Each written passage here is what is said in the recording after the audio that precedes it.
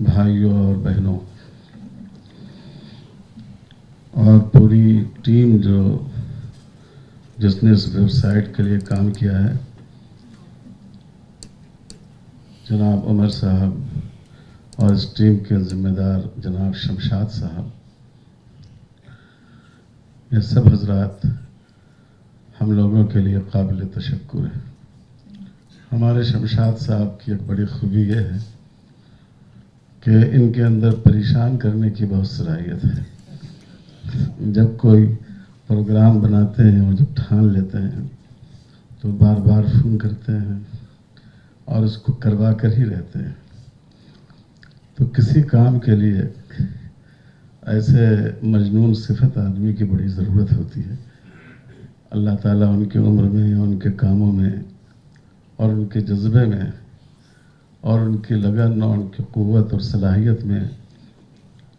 خوب اضافہ فرمائے۔ اس لامجلے کے بارے میں جو پہلے کاغذ کے اوراق پر نقش ہوتا تھا اور اب یہ الیکٹرانک ذرائع کے ذریعے انشاءاللہ گھر گھر پہنچے گا اور لوگوں کی نگاہوں کو اور نگاہوں کے واسطے سے ان کے دماغوں کو روشن کرے گا۔ اس کی تفصیل ابھی آپ نے سنی اور بھائی عمر صاحب نے بہت خوبصورتی سے سمیٹ کر اس کے 4 مقاصد بھی بیان کیے۔ انہی کی تائید کے طور پر، تائید مزید کے طور پر میں ایک بات کا اضافہ کروں گا۔ رسول اللہ صلی اللہ علیہ وسلم یوں تو پوری انسانیت کے لیے رحمت بن کر آئے اور انسان کے ایک ایک طبقے سے لے کر جانوروں تک ہر ایک کے لیے آپ نے حقوق متعین کیے اور ان کے بارے میں ہدایات دی۔ لیکن جو آپ کی آخری پبلک اسپیچ تھی، جو آپ نے حجۃ الوداع کے موقع سے دیا، اس وقت خاص طور پر 2 طبقوں کا آپ نے ذکر کیا جو عرب کے معاشرے میں بہت کچلا ہوا اور دبا اور دبایا ہوا طبقہ تھا، ایک غلاموں کا اور دوسرا عورتوں کا۔ ان کے حقوق پر توجہ دلائی اور اپنی زندگی کی آخری بات جو آپ نے ارشاد فرمائی جب آپ بستر مرگ پر لیٹے ہوئے تھے، اور آپ جانتے ہیں کہ اس وقت جو بات انسان کے ذہن میں بہت اہم ہوتی ہے آدمی اس کی طرف دعوت دیتا ہے، اس وقت جو آپ نے 1-2 باتیں بیان فرمائیں، جیسے آپ نے یہ فرمایا کہ میرے ساتھ تم وہ معاملہ نہیں کرنا جو پہلی قوموں نے کیا کہ انہوں نے نبیوں اور رسولوں کو خدا بنا دیا، چیزوں کو ان کے مقام سے اوپر اٹھا دیا۔ اس کو حضور صلی اللہ علیہ وسلم نے اس پر تنبیہ فرمائی اور اس موقع پر بھی آپ نے خواتین کے بارے میں تنبیہ فرمائی کہ عورتوں کے معاملے میں اللہ سے ڈرو، یہ ایک طرح سے تمہارے ہاتھ میں قید ہیں۔ عرب کے معاشرے کے پس منظر میں آپ نے یہ بات کہی۔ تو یہ مجلہ جہاں اور پہلوؤں پر توجہ دے گا، اس کی ایک بنیادی توجہ اس پر ہوگی کہ خواتین کے جو حقوق ہیں ان کو پوری طاقت کے ساتھ پیش کیا جائے۔ قانون میں ان کو جو حق دیا گیا ہے کیسے وہ وہاں تک رسائی حاصل کریں، اور شریعت میں ان کو جو حق دیا گیا ہے جن سے بہت سے لوگ ناواقف ہیں یا جن کے بارے میں بہت سے لوگ غلط فہمیوں میں مبتلا ہیں، کس طرح ہم ان غلط فہمیوں کو دور کریں اور جو لوگ ناواقف ہیں ان تک ہم سچائی کو اور حقیقت کو پہنچائیں۔ اگر آپ مسلم پرسنل لاء کے مسئلے میں لیں، آج میڈیا میں ایسا تاثر دیا جاتا ہے کہ مسلم پرسنل لاء بورڈ یہ مردوں کا طرفدار ادارہ ہے، لیکن اگر آپ غور کریں تو مسلم پرسنل لاء نے اور پھر مسلم پرسنل لاء بورڈ نے جتنے قدم اٹھائے ہیں وہ عورتوں کے حقوق کے لیے اٹھائے ہیں۔ 1937 میں شریعت اپلیکیشن ایکٹ کیوں پاس ہوا؟ جب ایک بیٹی کو اس کے باپ کے مال میں سے ترکہ نہیں دیا گیا، اور اس وقت کی عدالت نے بمبئی کورٹ میں یہ مقدمہ گیا تھا، کسٹم کو قانون شریعت پر ترجیح دیتے ہوئے یہ کہا کہ چونکہ اگرچہ اسلام میں بیٹی لازماً ترکے میں حقدار ہوتی ہے، مگر ان کا خاندانی کسٹم اس سے مختلف ہے، اس لیے لڑکی کا یہ دعویٰ قابل سماعت نہیں ہے۔ اسی پس منظر میں علماء نے کوشش کی، اس زمانے میں جو علماء تھے، جو مسلم تنظیم تھی، اور انہوں نے ہی اس کا کہ مسودہ کے بنیادی خط و خال تیار کیے، اور اسی پس منظر میں شریعت اپلیکیشن ایکٹ پاس ہوا، جو ایک طرح سے مسلم پرسنل لاء کی بنیاد ہے۔ پھر 1939 میں قانون انفساخ نکاح مسلمین، فسخ نکاح کا قانون پاس ہوا۔ یہ قانون بھی عورتوں کے حق کے لیے تھا، چونکہ بہت سے ایسے اسباب تھے کہ جو ظلم کے تھے اور جس سے عورتیں دوچار ہوتی تھیں، اور فقہا نے اصول تو لکھا ہے، قرآن نے خود اصول متعین کیا ہے کہ ازدواجی زندگی کے دو ہی راستے ہیں، یا تو معاشرت بالمعروف یا تسریح بالاحسان، یا تو خوشگوار طریقے پر ایک دوسرے کے ساتھ زندگی گزاریں، یا پھر بھلے طریقے پر چھوڑ دیں، ایک دوسرے سے الگ ہو جائیں۔ لیکن فقہی کتابوں میں اور بالخصوص ہندوستان کے مروجہ قانون میں، جس کو زمانے میں انگلو محمد اللہ کہا جاتا تھا، اس کی زیادہ وضاحت نہیں آئی تھی۔ اس کی وجہ سے عورتوں پر ظلم ہوتا تھا اور ان کو اپنا نکاح ختم کرانے میں دقت پیش آتی تھی۔ اسی ظلم کے سدباب کے لیے علماء اٹھے، انہوں نے اس قانون کا مسودہ تیار کیا۔ اس وقت جمعیت علماء ہند اسی طرح تھی جیسے اس وقت All India Muslim Personal Law Board ہے، اور اس کے مطالبے پر 1939 کا قانون پاس ہوا، اور یہی دونوں قوانین اصل میں مسلم پرسنل لاء کی بنیاد ہے۔ پھر مسلم پرسنل لاء بورڈ کا خود یہ حال ہے کہ اس نے ہمیشہ خواتین کے حقوق کو سب سے زیادہ اہمیت دی ہے۔ بورڈ نے جو نکاح نامہ تیار کیا، بدقسمتی سے وہ جس طرح اس کو سماج میں اس کا چلن ہونا چاہیے ابھی نہیں ہو سکا ہے، لیکن ہم اس کے لیے آئندہ کوشش کریں گے۔ وہ اصل میں عورتوں ہی کے حقوق کے تحفظ کے لیے تھا، ان کو ان کے پورے حقوق ملیں، اور اگر کہیں ناانصافی ہو تو انصاف حاصل کرنے کے لیے وہ کورٹ جانے اور بڑی رقمیں خرچ کرنے اور ڈھیر سارا وقت لگانے پر مجبور نہ ہوں، بلکہ آسانی کے ساتھ تحکیم کے ذریعے ان کے معاملات طے پا جائیں۔ یہی اس نکاح نامے کی روح تھی، اور یہی اس نکاح نامے کی روح ہے۔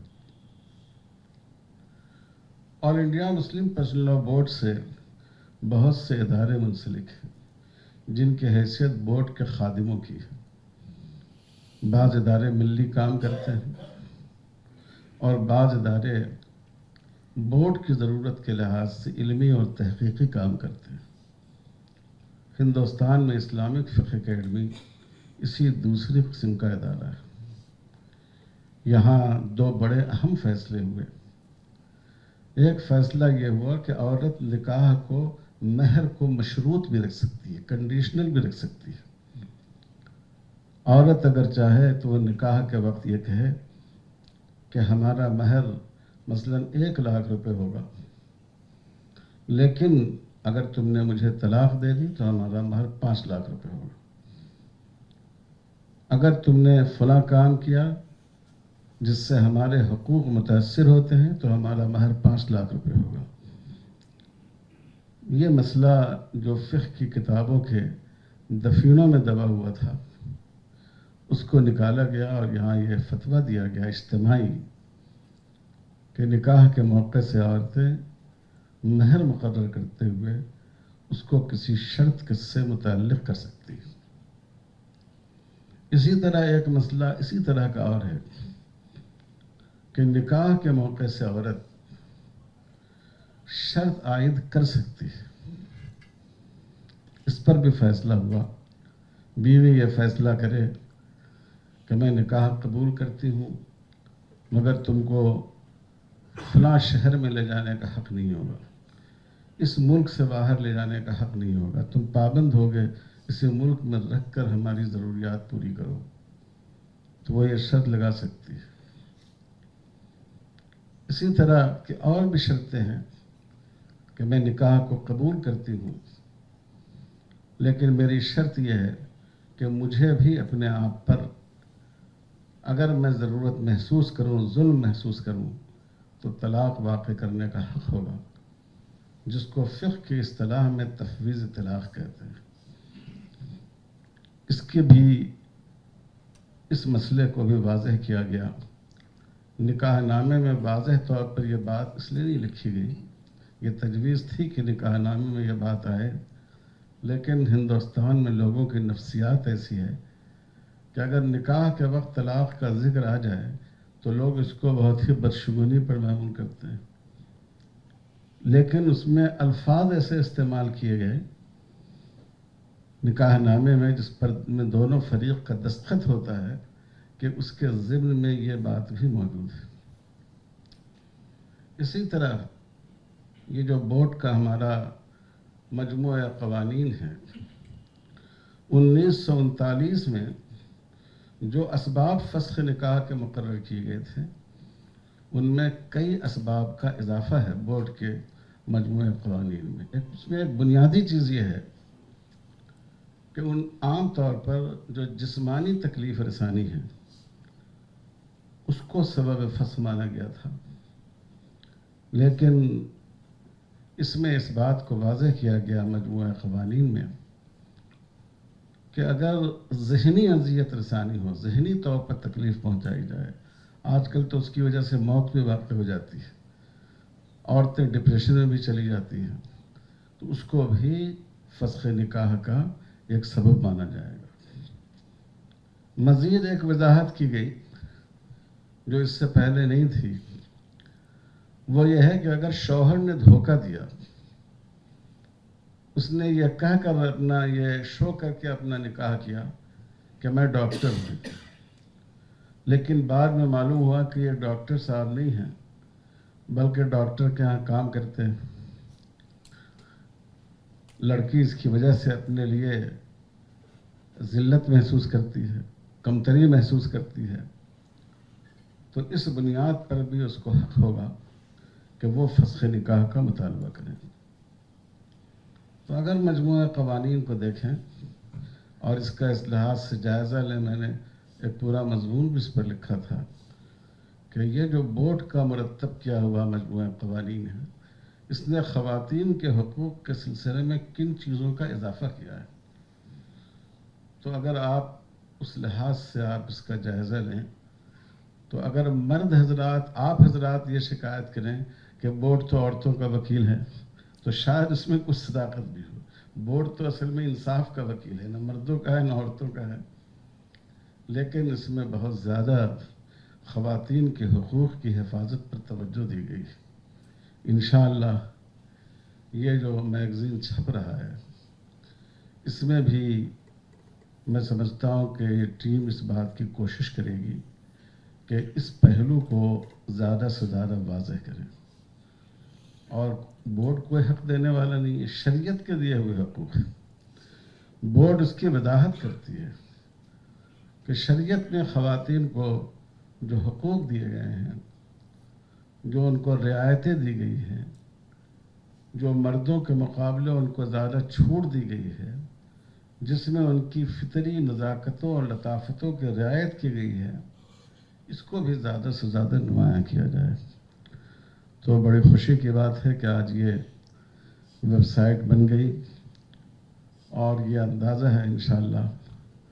کہ اب آپ کا پیغام